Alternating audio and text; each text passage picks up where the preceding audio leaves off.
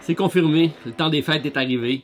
Non pas parce que la neige est arrivée au Québec, et oui, déjà l'hiver chez nous, mais plutôt pour les sorties boutiques. Énormément de cadeaux à déballer, je me sens comme un enfant Noël. Alors spécial jeu de société et Kickstarter du 16 novembre 2019, c'est parti!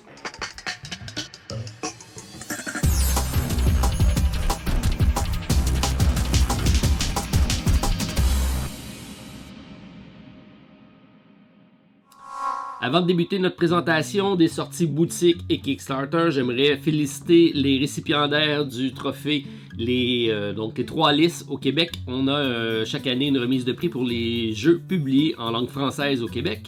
Alors on essaie de promouvoir les jeux qui sortent en français.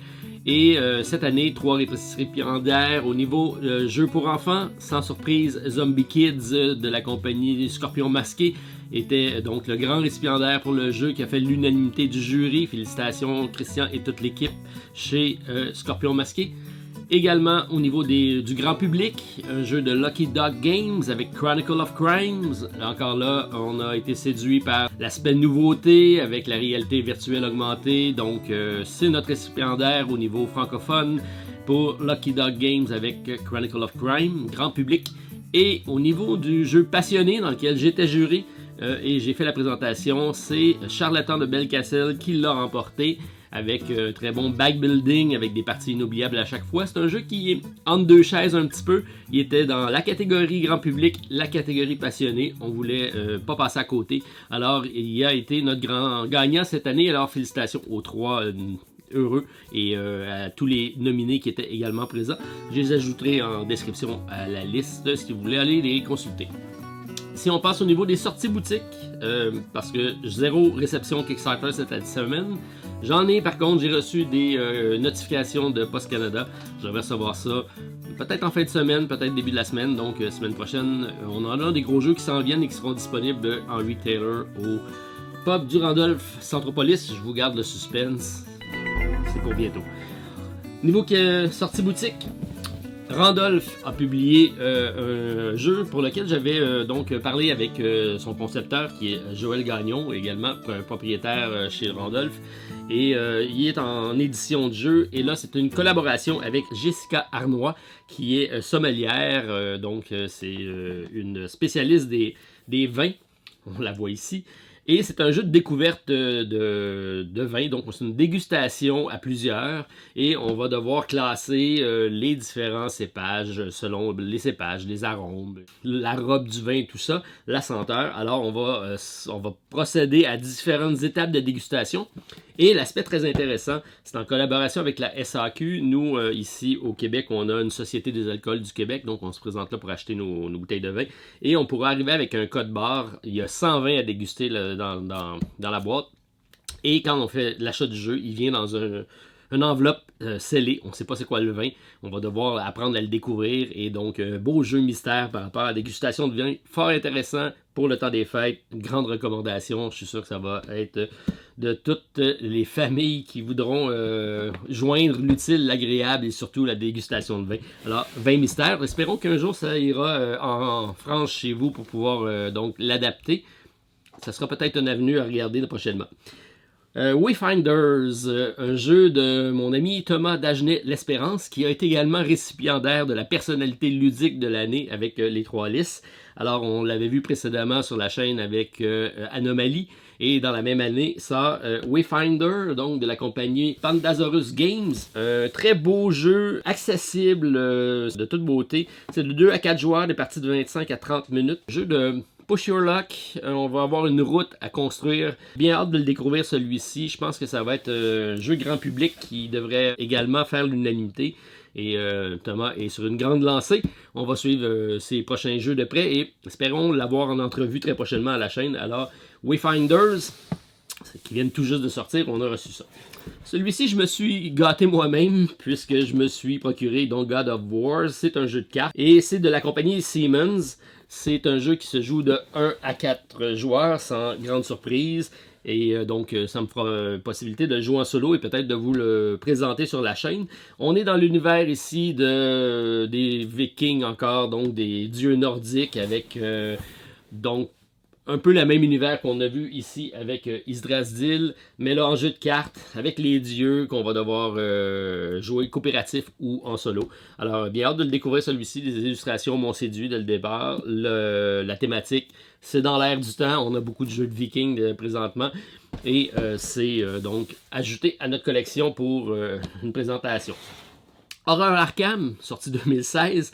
J'ai déjà le jeu de base, mais seulement en anglais. Ça fait longtemps que je voulais l'avoir en français. On l'attendait depuis très longtemps ici au Québec. Ça vient d'arriver sur les boutiques, donc ça vient de revenir en inventaire. Donc je me suis reprocuré le jeu de base pour éventuellement en faire une série. Je pense que ça pourrait être une belle série de jeux avec un peu à la Victor. Alors peut-être Horror Arkham fera son apparition sur la chaîne. Alors c'est arrivé. Si ceux qui cherchaient des copies boutiques en français, ça vient d'arriver. Donc ce sera disponible au Randolph du Centropolis également. Bien hâte de m'y replonger. Marvel Champions, on vous en avait parlé la semaine dernière. C'est un living card game, toujours chez FFG. Alors, un jeu dans l'univers des super-héros avec Marvel Champions. J'ai eu la chance de l'essayer en compagnie de David, de Martin Lafrenière, Stéphane Bastien, moi-même. On en a fait une partie à 4. C'est pas le compte idéal à 4, je vous dirais 1-2 joueurs. Je pense que c'est là qu'il va briller. Probablement 2 joueurs pour avoir une belle complicité, sinon ça devient un peu long. Et des parties courtes plus que des parties allongées. Mais c'est comme c'est un living card game, il va y avoir plusieurs extensions qui vont arriver. Donc de nouveaux héros, de nouveaux vilains qui vont faire leur apparition avec Marvel Champions. Ça aussi, j'ai hâte de m'y replonger. Je suis adepte de comic book, alors c'était sûr que j'allais être présent. Ensuite, on a Paranormal Activité avec le jeu ici, privilégié chez Lucky Dog Games encore. C'est un jeu un peu dans l'univers de Obscurio, Mysterium. On a ici affaire avec une entité qui est un ghost, donc un fantôme. Il va essayer de faire deviner le meurtrier aux différents enquêteurs de paranormal qui sont présents ici. Mais la subtilité, c'est la possibilité de communiquer de différentes façons. On va pouvoir prendre la main d'un des... le fantôme pourra prendre la main d'un des enquêteurs et lui faire dessiner. Sinon, ça va être avec des cordes, avec toutes sortes de choses en lien avec le paranormal. Et là, on va essayer donc de faire deviner avec une série d'indices. C'est l'aspect multisensoriel de l'expérience qui peut être intéressante. Alors, Paranormal Activité, des détectives ici, du paranormal. C'est arrivé en boutique ça aussi, donc... si ça vous dit le temps des fêtes, je pense que ça pourrait être très intéressant. Une dernière acquisition pour moi, Clank, un des deck building que j'ai adoré lors de sa sortie. C'est un jeu qui a combiné deck building, jeu de cartes et jeu de plateau. Ça en fait une belle course. Et là, on arrive en mode Legacy. Alors, je devais être présent. C'est une grosse boîte. C'est un jeu de 2 à 4 joueurs, 90 à 120 minutes, qui va jouer en Legacy. On va devoir aller chercher des cartes qui vont, j'imagine, renforcer notre deck, qu'on va pouvoir se construire à chaque partie. Juste en même temps, j'ai reçu de Sylvain, chez Session Solo, qui apparaîtra prochainement, la campagne solo pour le jeu de base et les jeux d'extension. Alors, combiné avec le Clank Legacy, ça pourrait être très intéressant. Alors, bien hâte de m'y plonger. Peut-être une série d'aventures aussi sur la chaîne. Alors, sortie boutique, c'est ce qu'on avait de prévu chez Randolph. Donc, s'il y a des jeux qui vous intéressent, laissez-moi savoir. Ou venez me voir au pub, ça me fera plaisir de même les essayer avec vous. Sinon, au niveau Philibert, qui est notre autre commanditaire en France, donc notre top 5 bouge pas beaucoup de ce temps-ci. On a à peu près les mêmes jeux qui sont présents, sans grande surprise. Gloomhaven avec Havre Nuit qui arrive. On a Unlock avec les Epic Adventure, un jeu toujours très apprécié dès que ça sort. Keyforge avec Collision, ça aussi pour les amateurs qui suivent la série Keyforge, c'était attendu. Et The River, que je vous ai parlé la semaine dernière, mais qui est sur la liste parce qu'il est en solde, ce qu'on me dit. C'est une bonne raison. Et fait son apparition Saint Seiya, que je connais pas, c'est un deck building. Pour 2 à 5 joueurs, encore là dans l'univers de Asgard, donc on est encore avec les dieux nordiques, je vous dis que ça revient assez rapidement, donc c'est une extension je pense qui est arrivée, qui est dans le top 5, qui vient de faire son apparition. Alors ceux qui l'ont eu la chance de l'essayer, j'aimerais avoir vos commentaires, c'est pas un jeu que j'ai réussi à avoir la chance d'essayer, donc comme j'aime les deck building, peut-être que ça pourrait être une belle suggestion, reste à découvrir. J'en profite pour mentionner qu'en lien à la description de la vidéo, On a un lien qui permet d'aller directement sur la boutique de Philibert, faire vos achats. Et quand vous passez par ce lien-ci sur YouTube, ça permet donc d'avoir une affiliation. Et moi, j'ai une ristourne sur vos achats. Donc, ça permet d'encourager la chaîne sans pour autant débourser de l'argent supplémentaire. Donc, vous merci à l'avance pour ceux qui l'utilisent. Au niveau contribution cette semaine, une seule. Je vous en ai parlé la semaine dernière. C'est un jeu qui était qui venait de sortir. C'est des concepteurs français. Le Quatuor que je vous ai déjà présenté chez Ankama Board Games, donc une compagnie de France. On parle ici de Antoine Bozat, Corentin Lebrat, Ludovic Maublanc et Théo Rivière, donc des auteurs de renom qui font toujours de bons jeux. Alors, on a ici la possibilité d'avoir un retailer avec Arceus et on est présent à la Société des Jeux et ça sera disponible au Randolph du Centropolis. Alors, achat boutique qui sera à prévoir. Si c'est un jeu qui vous intéresse, laissez-moi savoir, on pourra réserver votre copie. Alors, écrivez-moi soit en lien à la vidéo ou directement sur mon adresse courriel. On regardera ça ensemble. Alors, on aime beaucoup les scénarios. C'est un dungeon crawler, mais qui risque d'être grand public. Donc, ça pourra être... normalement, c'est un type de jeu qui est plus réservé à des gamers. Mais là, on pourra peut-être l'ouvrir à un plus large éventail. Je pense que ça pourra plaire à certains d'entre vous. Et comme c'est en mode narratif avec une histoire, c'est par un éditeur français. Donc, on est présent avec Arceus. Suivi également des projets qu'on vous a présentés la semaine dernière, les autres semaines d'avant. On a encore certains projets qu'on garde sur notre liste de suivi jusqu'à la fin. Alors, si vous voulez plus de détails, je vous invite à aller voir les vidéos précédentes, mais on les passe rapidement en rafale. On a Clash of Mind avec Sherlock Holmes contre Moriarty, un jeu de la compagnie Creative Maker. C'est un 5e projet pour eux, présentement 869 contributeurs avec une progression de 13%. On parle de 46 000 $ d'accumulé. Une campagne qui se termine le 21 novembre prochain. Disponible à partir de 20 $ US plus 9 $ de shipping. C'est un jeu de 2 joueurs, 30 à 45 minutes. 12 ans et plus, c'est un jeu de cartes de déduction, c'est un deck building, gestion de main de cartes qui pourra être disponible au niveau des règles et probablement de la traduction des cartes en français sur un lien PDF. Par contre, le jeu est en anglais, alors avis aux intéressés.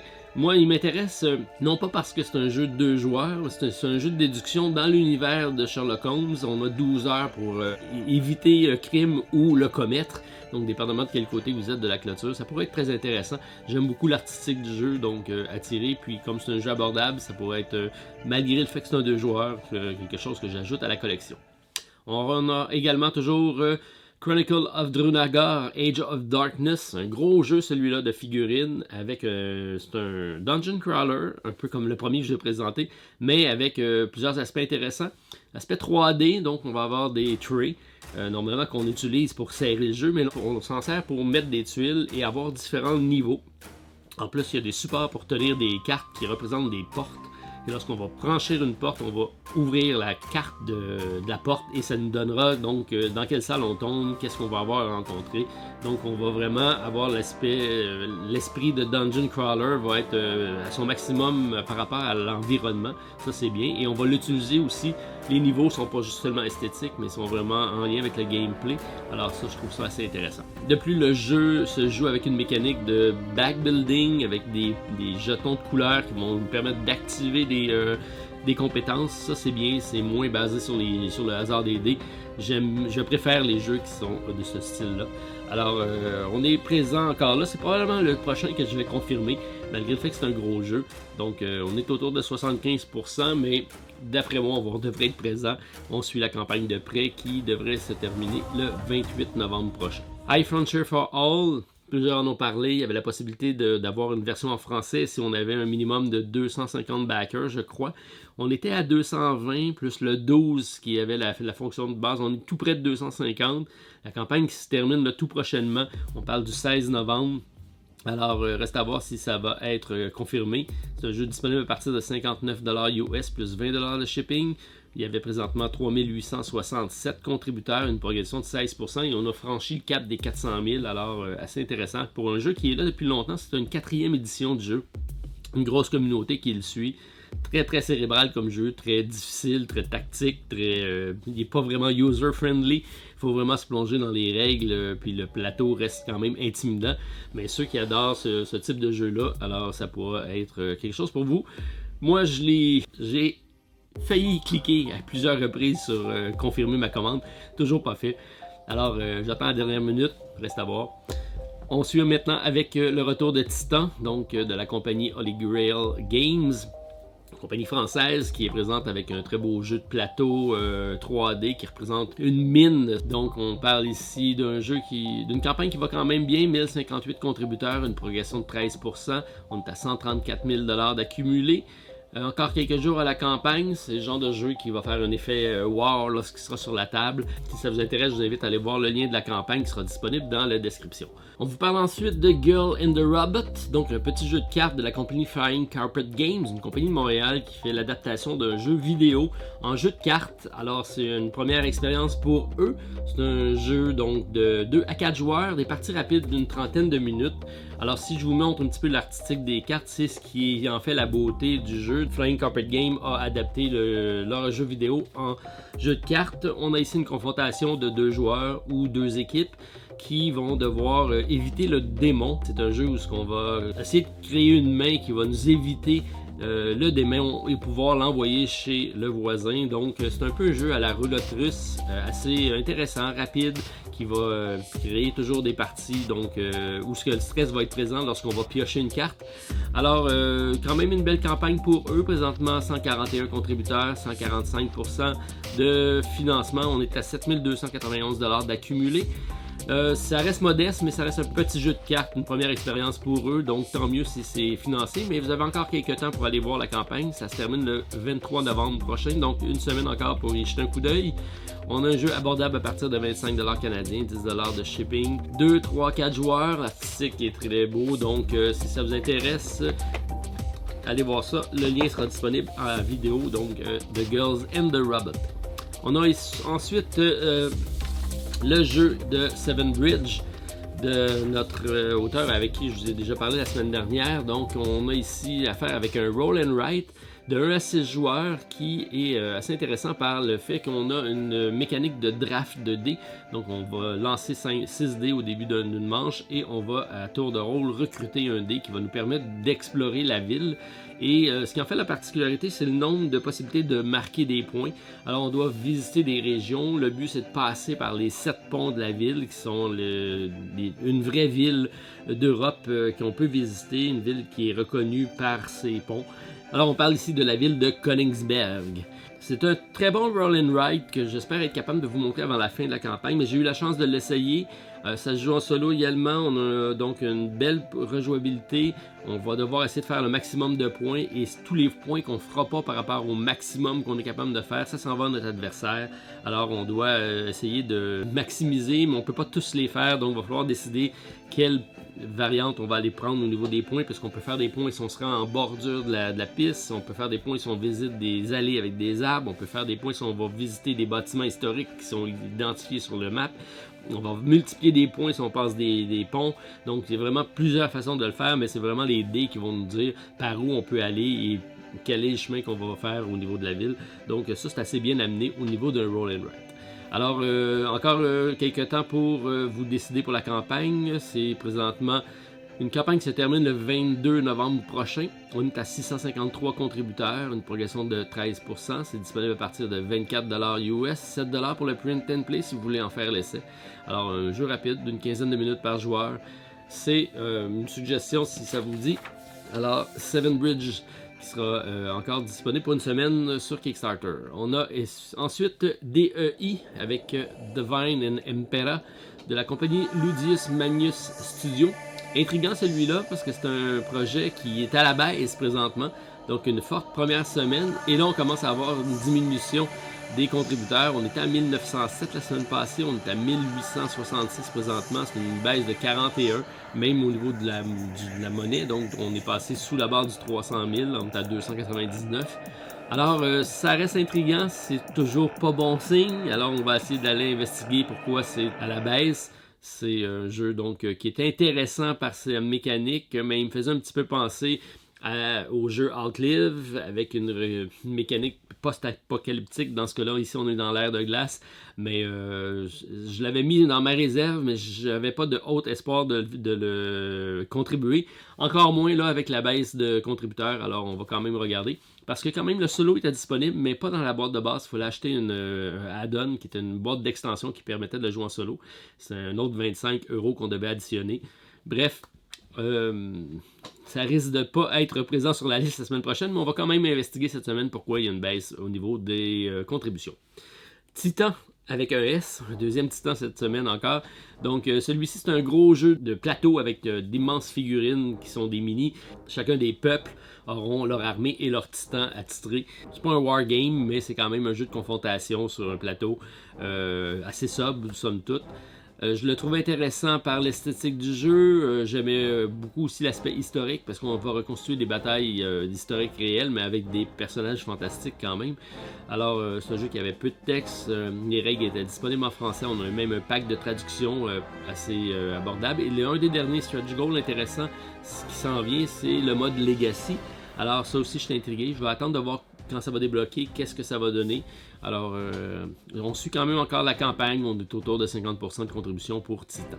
On a aussi, la semaine dernière, ajouté Tanguru, qui est un jeu de placement de dés, qui représente des ouvriers. Et là, c'est un jeu de la compagnie Alley Cat Games, des concepteurs qui étaient à la base de Rococo, donc un jeu euro assez intéressant. Et la compagnie d'édition et ceux qui nous ont offert Dice Hospital. Alors, quand même des bonnes références. On a présentement 1035 contributeurs, une progression de 28%, 60 000 $ d'accumulé, une campagne qui se termine le 28 novembre prochain. Abordable à partir de 29 $ pour le retail, 41 $ pour la version de luxe, 7 € pour la livraison. Donc on parle d'un engine building, des placements de dés qui représentent des travailleurs, gestion de ressources, collection d'ensemble. Bref, pas beaucoup d'originalité, mais une très belle production au niveau des composantes, de l'artistique. Donc, reste à voir si c'est un gameplay agréable.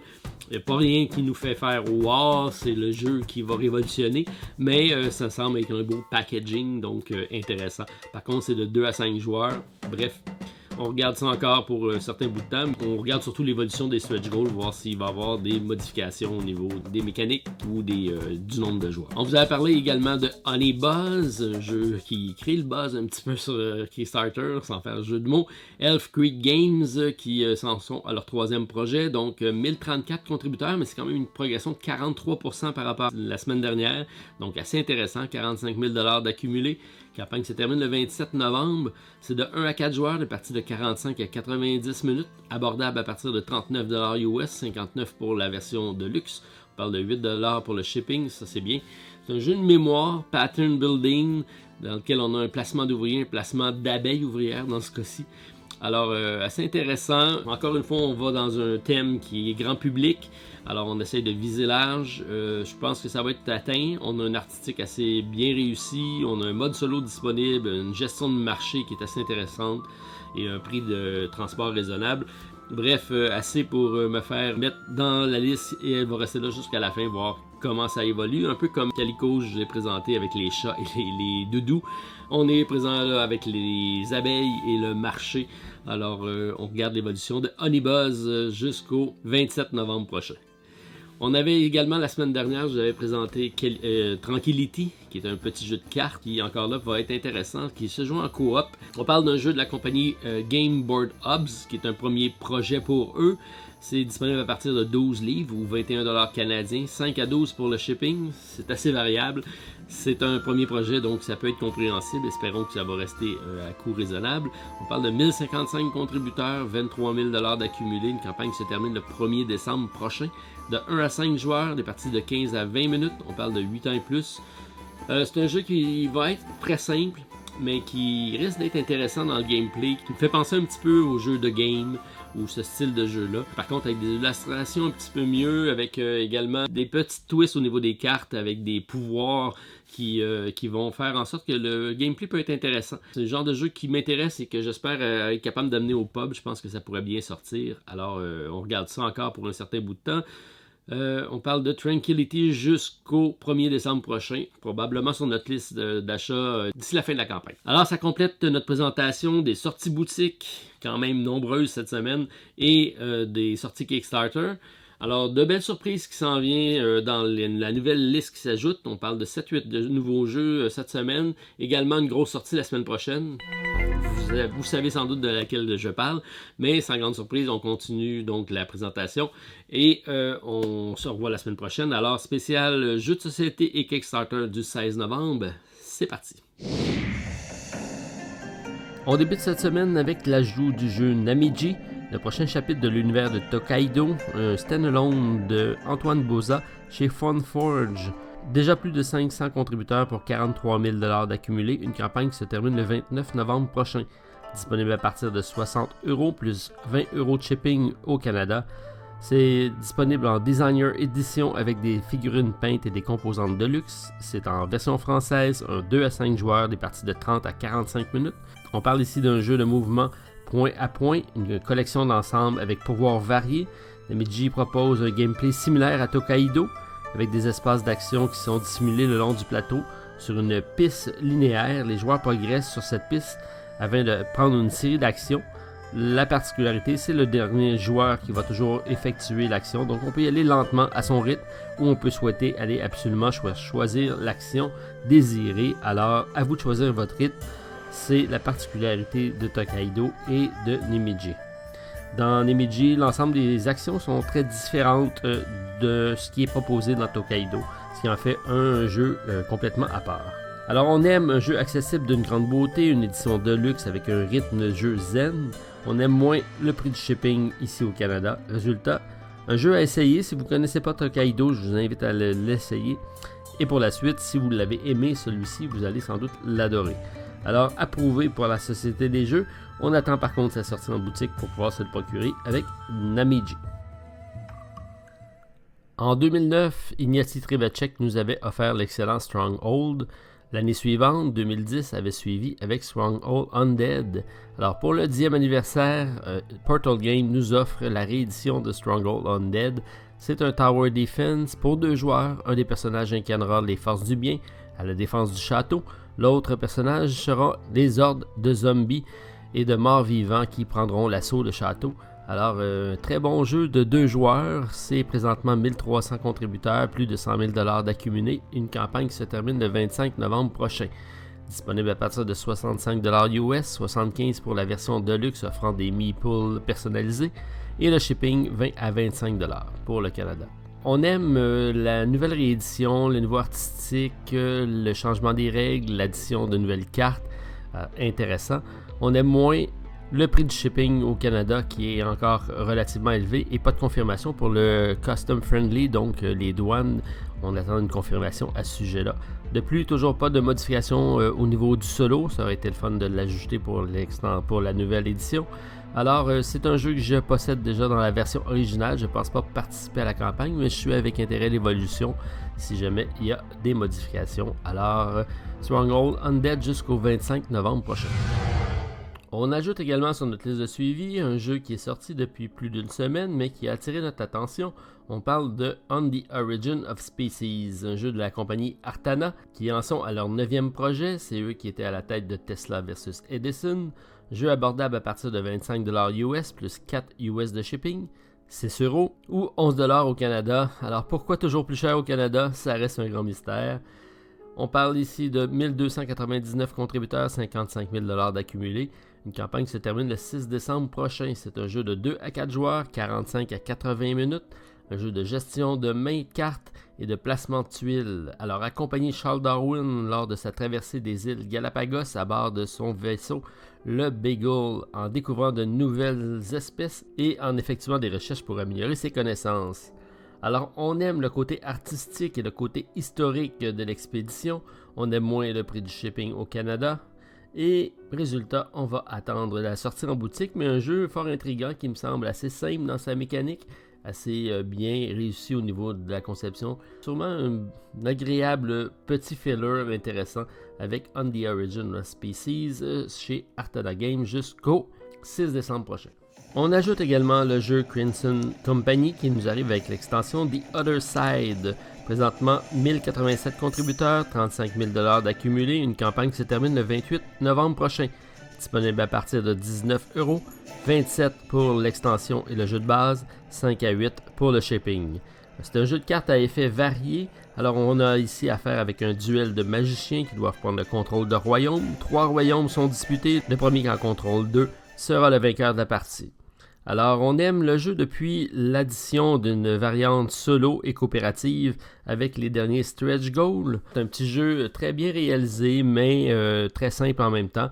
Donc on parle d'un jeu rapide d'une vingtaine de minutes de confrontation à la KPDP si vous connaissez. On aime beaucoup le solo et le coopératif qui est ajouté avec la campagne qui sera disponible seulement avec l'extension par contre. On aime moins la version anglaise seulement. Alors résultat, l'intérêt depuis cet ajout de solo coop, on suit cette campagne donc on vient de l'inscrire sur la liste avec 50% de chance d'y contribuer.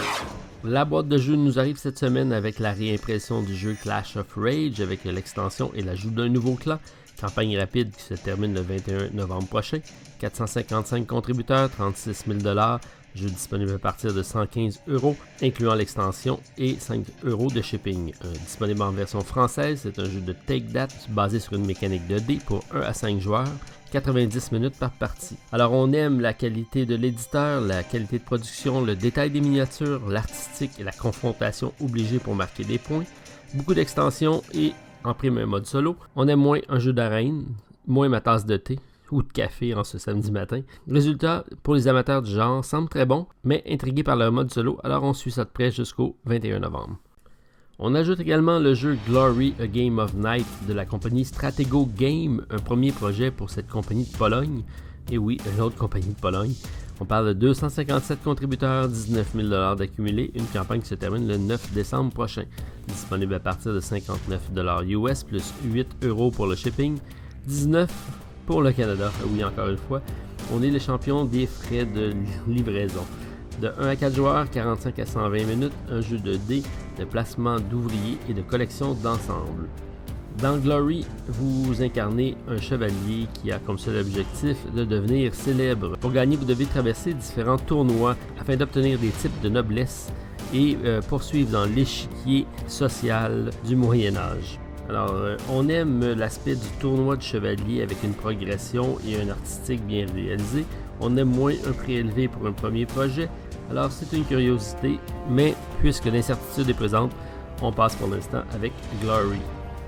On poursuit avec le jeu Ziria de la compagnie Koliba Games, un premier projet pour une autre compagnie de Pologne. Alors, disponible à partir de 118 $ canadiens, 14 à 16 livres pour le shipping, de 1 à 4 joueurs, des parties de 45 à 150 minutes. C'est un jeu d'aventure de type fantasy, coopératif avec des jets de dés, une mécanique de pousser sa chance dans un univers de storytelling, donc un mode campagne. Ziria est un jeu de société d'aventure coopératif qui se déroule dans un monde primitif dans les mythes slaves. Il comprend un mode campagne composé d'aventures individuelles pour 1 à 4 joueurs reliées entre elles par un scénario global. Chaque aventure peut également être jouée séparément en tant qu'épisode autonome. Cela permet aux joueurs de vivre chaque histoire de différentes manières et de guider leur héros à travers un chemin différent lors de chaque partie. Chaque héros a sa propre saga, une histoire à découvrir et à raconter. En progressant sur cette voie, on obtient de nouvelles reliques, des rituels, des alliés puissants. En parcourant les terres, les héros pourront acquérir de nouvelles sagas, ce qui leur donnera des pouvoirs et débloquera de nouvelles parties de l'histoire jusque-là cachées. C'est la raison pour laquelle, en quelque sorte, les héros devront travailler pour faire débloquer leur histoire. Il incombe à vous de les façonner et de les conduire vers la noblesse ou pas, c'est votre choix. Alors on aime deux concepteurs passionnés, la beauté du matériel, on aime moins un manque d'originalité au niveau de la thématique, un premier projet d'envergure mais cher. Bref, résultat, on passe mais on souhaite bonne chance à la compagnie pour son développement. Je vous ai présenté en introduction Marvel Champion, un jeu que j'aime beaucoup parce que je suis collectionneur de bandes dessinées. Alors difficile de passer à côté de Mint Condition Comics, un jeu de Miguel Martinez, un deuxième projet pour lui. Déjà 394 contributeurs, 12 000 $ d'accumulés, une campagne se termine le 11 décembre prochain. Abordable à partir de 15 $ US plus 10 au niveau du shipping. C'est un 2 à 6 joueurs de partie rapide de 30 minutes. C'est disponible en version anglaise seulement, mais vous pouvez télécharger le print and play pour en faire l'essai durant la campagne. Alors c'est un jeu de recrutement 4 de set collection et d'échange. Mint Condition Comics est un jeu dans lequel les joueurs vont se disputer la meilleure collection de bandes dessinées. Alors les joueurs vont piocher dans les piles pour négocier des bandes dessinées, développer judicieusement leur collection pour marquer un maximum de points. Alors on aime une thématique idéale pour un set collection. On aime moins, j'aurais aimé avoir plus de cartes de comics rares et peut-être même d'une franchise des comics, soit Marvel, DC, avec de vrais covers de comic book, ça aurait été intéressant. Alors pour l'amateur de comic book que je suis, et mon plaisir, pourquoi pas. Alors mint condition jusqu'au 11 décembre prochain. Alors on complète la liste cette semaine avec un projet qui nous a été proposé par plusieurs d'entre vous la semaine dernière. On parle de Way of the Samurai, premier projet de Youssef Fari. 217 contributeurs, 6 912 $ d'accumulé. Une campagne qui se termine le 12 décembre prochain. Disponible en version française, c'est un jeu solitaire de 1 à 20 minutes avec une variante pour 2 joueurs si le stretch goal est débloqué. Un jeu de gestion de main de cartes en solitaire dans un Japon médiéval. Dans Way of the Samurai, vous incarnez le célèbre Miyamoto Mazushi pour vivre des batailles épiques. C'est un jeu de cartes avec une mécanique simple et fluide. Un jeu de stratégie, de prise de risque, de construction de ponts et de combinaison de cartes. On aime un premier jeu d'un designer pour un jeu solo idéal pour un premier projet. Une version française, un seul prix de livraison à 4 €. On aime moins un mode campagne disponible, mais seulement à partir de 20 000 $. Résultat, je lance l'offensive de la Société des Jeux pour débloquer ça. Alors, avis à vous intéresser, on participe au projet de Way of the Samurai pour encourager Youssef Farir. Alors, je vous remercie tout le monde d'avoir été à l'écoute. N'oubliez pas la semaine prochaine, 19 novembre prochain, Dinoblivion de Jean-François Gauthier arrive sur Kickstarter. Alors, on inscrit la date à votre calendrier. On se revoit la semaine prochaine pour d'autres vidéos à la Société des Jeux. Merci. Bonne fin de semaine à tous.